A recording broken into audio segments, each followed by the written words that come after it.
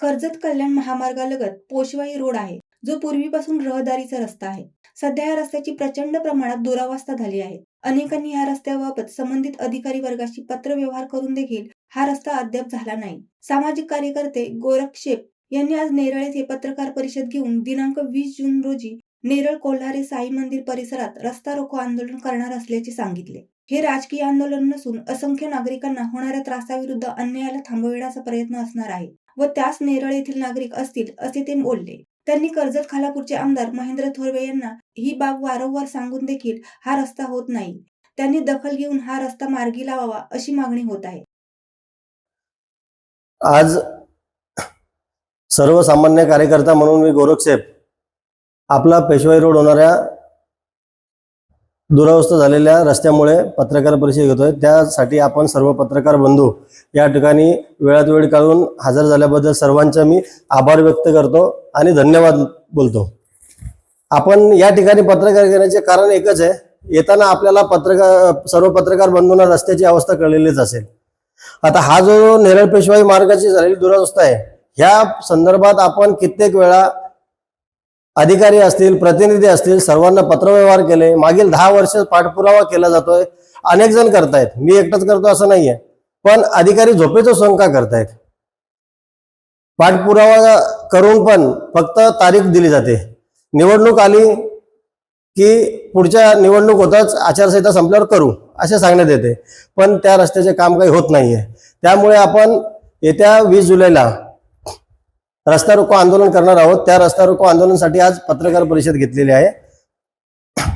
तर आपला सर्वात मेन मुद्दा हा रस्ता जो आहे कल्याण राज्यमार्गाचा जवळचा, या रस्त्याला शेकडो गावं जोडली जातात. या हा रस्ता बनवण्यात आला तर ह्या रस्त्यामुळे नेरळची जी 70 ते 75% वाहतूक कोंडी ही पूर्ण दूर होणार आहे. या संदर्भात आपण आमदार महोदयांना पण 2-3 वेळा विनंती करून होईल, करण्यात येईल असे शब्द आले. आमदार साहेब अधिकाऱ्यांना भेटलो, अधिकारी बोलतात आपण इथे प्रस्ताव टाकलाय, तिथे प्रस्ताव टाकलाय, आपण यांना हँडओव्हर केलंय, त्यांना हँडओव्हर केलंय, पण गेली 10 वर्षे हेच त्यांचे उत्तर आहेत आणि चाल ढकल केली जाते. त्यामुळे आज आपल्याला ही वेळ आले. आपण कोणत्याही राजकीय हेतूने राजकीय पत्रकार परिषद घेत नाहीये. आपण नेरळ परिसरातील सर्व नागरिकांच्या समस्यांसाठी सर्व नागरिकांच्या वतीने ही पत्रकार परिषद घेतोय, सर्वसामान्य कार्यकर्ता म्हणून. आता नेरळ कळंब राज्यमार्ग रेल्वे गेट जो आहे तो नेरळच्या अरुंद रस्ते असल्यामुळे त्या ठिकाणी पाडा गेटात सर्व शाळेच्या बस असतील, विद्यार्थ्यांना रोज 40-45 मिनिटे शाळेत जायला उशीर होतो. त्याला कारण एकमेव एकच की नेरळ पाडा गेटामध्ये होणारी वाहतूक. या वाहतुकीचं सर्वांना सकाळी आणि संध्याकाळी रोज 1-1.5 तास म्हणजे तीन वेळा गाड्या जातात. तिन्ही वेळा 30-35 मिनिटं वेळ जातो. या दरम्यान जर त्या रस्त्यातून एखादी अँब्युलन्स गेली तर ती अँब्युलन्सला पर्यायच नसतो, त्यामध्ये अडकलेले असतात. या सर्वांना जबाबदार हे स्थानिक लोकप्रतिनिधी आणि अधिकारी यांच्या मार्फत कित्येक वेळा आपण प्रस्ताव टाकला, मागणी केली की हा रस्ता आपण बनवण्यात आलेला नाही. आता मागील 10 ते 15 दिवसामध्ये आपण बांधकाम विभाग अधिकाऱ्यांना पत्रव्यवहार केले. आजपर्यंत त्यांचं कोणतंही उत्तर आलेलं नाहीये. त्यामुळे आपण येत्या 20 जुलैला रस्ता रोको आंदोलन करणार आहोत. या रस्ता रोको आंदोलनासाठी सर्व नागरिकांना आवाहन करतो की हे जे रस्ता रोको आंदोलन आहे हे सर्व जनतेसाठी आहे. या ठिकाणी कोणताही राजकीय पुढारी नसणार आहे. सर्वांनी उपस्थित राहा, एक सर्वसामान्य नागरिक म्हणून या रस्ता रोको आंदोलनाला सर्वांनी प्रतिसाद द्या, जेणेकरून अधिकाऱ्यांचे जे मुख गिळून बसलेले आहेत आजच्या तारखेला, गेली 10 वर्ष पत्रव्यवहार करून सुद्धा जे काही काम करत नाहीयेत त्यावर आपण आळा बसू शकतो. रस्ता रोको जो आपण करणार आहात, रस्ता रोको जो आपण करणार आहात तो साईबाबा चौकामध्ये करणार आहोत. तो कळंबवरून नेरळला जातो आणि साईबाबा चौकातून पेशवाई रोड मार्गे दामतला जातो. त्या ठिकाणी आपण रस्ता रोको आंदोलन करणार आहोत. आता हे ठिकाण निवडण्याचं एकमेव कारण असं की आपण नेरळ कल्याण मार्ग पण निवडला असता, त्या ठिकाणी रस्ता रोको आंदोलन करू शकलो असतो. पण आपल्याला मेन मुद्दा जो आजचा आहे तो हा पेशवाई रोड. या पेशवाई रोडमुळे किमान आपल्या इथे फार्म हाऊसेस आहेत, रिसॉर्ट आहेत, या सर्वांना जोडला जाणारा हा रस्ता आहे. आपल्या इथे बाहेरून पर्यटक येतात, काळजीपूर्वक येतात की आपण नॅचरल एरियामध्ये जातोय, आपल्याला तिथे 2 दिवस आपण राहणार आहोत. या ठिकाणी आल्यावर आपण बघू शकता हे अशी त्यांची परिस्थिती होते. हे वाहन काहीतरी 2 दिवसाच्या आधीचा ऍक्सिडेंट आहे. याचे 2 दिवसासाठी राहून इथून निघून चालले होते. जाता जाता त्यांनी रस्ता चुकवण्याच्या कारणामुळे त्यांचा ऍक्सिडेंट झालेला आहे. पूर्ण गाडी त्यांची लॉस झालेली आहे. आता याला कारणीभूत कोण? फक्त अधिकाऱ्यांची चालढकल.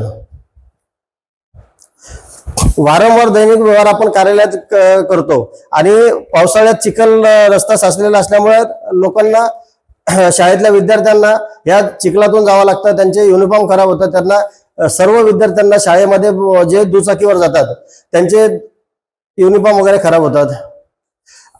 नागरिकांना याच्यामध्ये भेडसावणारे अनेक प्रश्न आहेत. त्याच्यामध्ये शाळेत जाणाऱ्या मुलांना असतील, रुग्णवाहिकांना तिथून जायचं असेल तर साईबाबा मंदिर ते दामत गेट हा 1.5-2 किलोमीटरच्या अंतराचा असून त्याला अर्धा पाऊण तास पार करावा लागतो अँब्युलन्सला. मागील 1-1.5 वर्षामध्ये आमदार साहेबांना 2 वेळा सांगितलं. आमदार साहेबांनी आवर्जून सांगितलं की आपण याच्यावर मार्ग काढू, परंतु काही अजूनपर्यंत त्याच्यावर उत्तर आलेलं नाहीये आणि रस्त्याचं काम काही होत नाहीये. त्यानंतर आपण बांधकाम विभागामध्ये गेलो.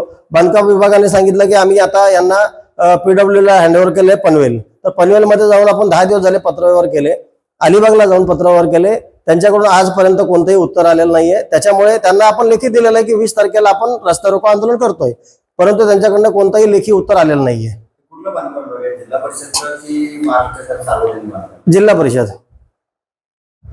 ग्रामीण विकास रस्ते विकास यंत्रणा आहे, त्या यंत्रणेकडून जवळपास 2-2.5 कोटी रुपयाचा निधी हा पडला होता पेशवा रस्त्यासाठी, जो की जिता कुंभार जो रस्ता आहे त्याच्यानंतर तो न झाल्यामुळे तो निधी परत केला असं काहीतरी कामावर काय ग्रामीण विकास यंत्रणेला आपण पत्र घेऊन गेलो होतो. त्यांनी स्पष्टपणे पत्र घेण्यास नकार दिला. त्यांनी सांगितलं की आपण हा जिल्हा परिषदेला हँडओव्हर केलेला असल्यामुळे ते पत्र आम्ही आता घेऊ शकत नाही, कारण आम्ही याच्याबद्दल तुम्हाला काही उत्तर देऊ शकत नाही. किमान त्याला हँडओव्हर करून आम्हाला 2-2.5 वर्ष झाले. एकूण जो हा रस्ता आहे हा कुठून कुठपर्यंतचा आहे, किती किलोमीटरचा आहे व परिसरात हा जोड रस्ते त्याला संबंधित जे काही जोड रस्ते आहेत या रस्त्याला, तर ते किती आहेत आणि कुठल्या गावं, कुठल्या वाड्या किंवा किती वाड्या आणि किती गाव याला किमान 100 ते 150 गावं आणि वाड्या असणार आहेत.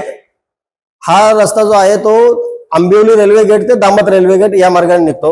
आता आपण हा जर हा रस्ता बनवला जातोय तर किमान नेरळचे अरुंद रस्ते असल्यामुळे नेरळमध्ये जी वाहतूक कोंडी होते ती 70 ते 75% ही नेस्तनाबूत होणार आहे. आणि दामत गेट ज्यांना कर्जतला जायचे ते आंबिवली गेटातून निघून जातील, ज्यांना बदलापूरला मुंबई मार्गे जायचे ते दामत रेल्वे गेटातून जातील. त्यामुळे आपण ही धडपड करतोय. रस्त्यावरती समजा कोट्यावधीचा निधी पडत असेल किंवा तो निधी पडून रिटर्न जात असेल आणि रस्ता होत नाही, हा नाकारतेपणा कोणाचा? स्थानिक प्रतिनिधी, अधिकारी दोघांवरही आपण आरोप करू शकतो यावर. आता तुम्ही जे उपोषणला बसणार आहे ती मागणी तुमची कोणाकडे आहे रस्त्याबद्दल? आपण उपोषण कोणी कुठल्या विभागाने हा पुढाकार घेऊन रस्ता करायला पाहिजे, कोणाकडे तुम्ही जाणार? आपली प्रथम नागरिक म्हणून आपली आमदार महोदयांना याची विनंती असेल की याच्यावर आपण 3 ते 4 दिवस आपल्याकडे अजून आहेत, लवकरात लवकर काही मार्ग काढा. त्यानंतर राहिला विषय अधिकाऱ्यांचा. अधिकारी जेव्हा पत्र घेत होते त्यांचं असं घेणं, स्टॅम्प ठेवणं, दुर्लक्ष म्हणजे हलगर्जीपणा अधिकाऱ्यांचा. बांधकाम विभागाचे पनवेल कार्यालयातले. मी काय म्हणतो की या रस्त्यावरती 2017ला निधी वर्ग झाला प्राधिकरणाकडून आणि प्राधिकरणाकडल्यानंतर ते काम झालं. 18 मध्ये त्याचं कार्पेट टाकण्याचं काम झालं आणि त्या रस्त्याची त्याच वेळी दुरावस्था झाली पहिल्या पावसाळ्यात. आणि त्यानंतर परत प्राधिकरणाने 1.5 कोटी खर्च केला आणि कॉन्क्रीटचे रस्ते बनवले. त्याचे 385 मीटर काहीतरी असा तो रस्ता बनवला, सुसज्ज सिमेंटचा रस्ता आणि दिवे. मग प्राधिकरणाने तो निधी साधारण 18 मध्ये जर टाकला नसेल, 21 मध्ये या 22 मध्ये टाकला असेल, या 23 मध्ये त्याचं काम झालंय माझ्या अंदाजे. मग हे 22 मध्ये पत्र दाखवतात की आम्ही तो सार्वजनिक बांधकाम विभागाला हँडओव्हर केला. त्याचं प्रसिद्ध पत्रक आता आपली बातमी लागली त्यावेळी त्यांनी मला पाठवून दिलं. मग त्यामध्ये काय म्हणतात की हे दिशाभूल करतात? हा पूर्णपणे दिशाभूल करण्याचा त्यांचा प्रयत्न आहे. हा जो 355 मीटर आपण बोलताय, हा निव्वळ साईबाबा चौक ते द मॉर्निंग कॉम्प्लेक्स पर्यंत रस्ता बनवला गेला. त्याच्यानंतर 2.5 ते 3 वर्ष झाले याच्यावर दुर्लक्ष केलं जात आहे. तेव्हापासून पाठपुरावा करतोय की हा रस्ता पूर्ण करा, पण तारखावर तारखा, तारीख पे तारीख, त्याशिवाय याच्यावर काही कोणतंही उत्तर आलेलं नाहीये. आणि जो 355 मीटरचा ते सांगतायत, हा फक्त साईबाबा चौक ते द मॉर्निंग कॉम्प्लेक्स पर्यंत बनवलेला आहे. त्याच्या पुढे त्यांनी कोणतंही काम केलेलं नाहीये. माझा प्रश्न असा आहे की प्राधिकरण 2022ला तो हँडवर्क केला म्हणून दाखवते सार्वजनिक बांधकाम विभागाला. तर माझ्या अंदाजे सुधाकर घाले याने तो निधी आणला होता 1.5 कोटीचा, आणि त्याचं माझ्या अंदाजे 23 मध्येच काहीतरी नारळ पडला. मग 22 मध्ये तो वर्ग झाला तिकडे, मग हा प्राधिकरणाचा निधी पडला कसा? याला जोडून एक प्रश्न आहे की या परिसरातले जिल्हा परिषद अध्यक्ष टोपरे असताना पण ह्या रस्त्याचं त्यांनी उद्घाटन केलं होतं, या नारळ फोडला होता. आणि घारे हे जेव्हा जिल्हा परिषद आरोग्य सभापती होते किंवा इथे जिल्हा परिषद सदस्य होते, उपाध्यक्ष पण होते, त्यांनी या रस्त्यावर निधी खर्च केला. तर तो जिल्हा परिषद मधून केलेला निधी आहे, आणि सध्या हा निधी किती खर्च झालेला आहे आणि आता हा रस्ता कुठल्या विभागात? हा जो सन्माननीय सुरेशदादा टोकरे जेव्हा रायगड जिल्हा परिषदेचे अध्यक्ष होते, त्यावेळेस हा रस्ता बनवण्यात आलेला होता. त्याच्यानंतर या रस्त्यावर एकदाही कार्पेट टाकलेलं नाहीये की एकदाही त्याच्याकडे कायम दुर्लक्ष झालेलं आहे. ज्या टायमाला सुरेशदादांनी हा रस्ता बनवला होता, त्या टायमाला जर आज हा रस्ता नसता तर नेरळ मध्ये किमान 2.5 ते 3 तास रेल्वे गेटामध्ये लोकांना तिथे त्रास सहन करावा लागला असता. कारण त्या अगोदर हा मार्ग वापरण्यात नव्हता, त्यानंतर बनवण्यात आलेला आहे. कारण हावरे कॉम्प्लेक्स पासून पुढे हा रस्ताच नव्हता. त्याच्या अगोदर 2 ब्रिज टाकण्यात आले. 2 ब्रिज टाकल्यानंतर हा रस्ता बनवण्यात आलेला नाहीये. लोकशाही मार्गानेच आपलं आंदोलन होणार आहे, ते रस्ता रोको आंदोलन होणार आहे. कारण उपोषण करा, स्थानिक नेरळ परिसरातील अनेक नागरिक या आंदोलनाला सहभागी होणार आहेत. येत्या 20 जुलैला रविवार रोजी साईबाबा चौकात आपण रस्ता रोको आंदोलन करणार आहोत.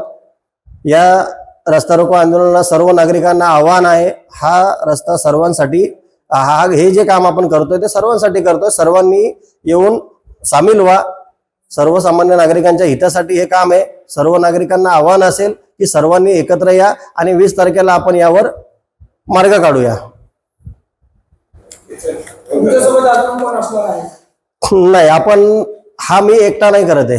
हा जो रस्ता रोको आंदोलन होत आहे, हा नेरळ परिसरातील सर्व नागरिकांच्या मार्फत आज ही पत्रकार परिषद घेण्यात आलेली आहे. मी एकटा म्हणून करत नाहीये, हा नेरळ परिसर म्हणून हे काम करत आहे. रस्ता रोको झाल्यानंतर समजा अधिकाऱ्यांना जाग आली, तर आपली पुढची दिशा काय ठरली आहे का की कसं आंदोलन होईल किंवा काय त्याची तीव्रपणा त्याच्यामध्ये येणार? तीव्रपणा म्हणजे आता हा रस्ता पाहिजेच, हा रस्ता झालाच पाहिजे. आता काळ वेळ राहिलेलीच नाहीये. कारण या ठिकाणी मला वाटतं या महिन्यामध्ये किमान 7 ते 8 वाहनांचा ऍक्सिडेंट झालेला आहे. ह्या अपघातांमुळे कितीतरी वाहनांचं नुकसान झालेलं आहे.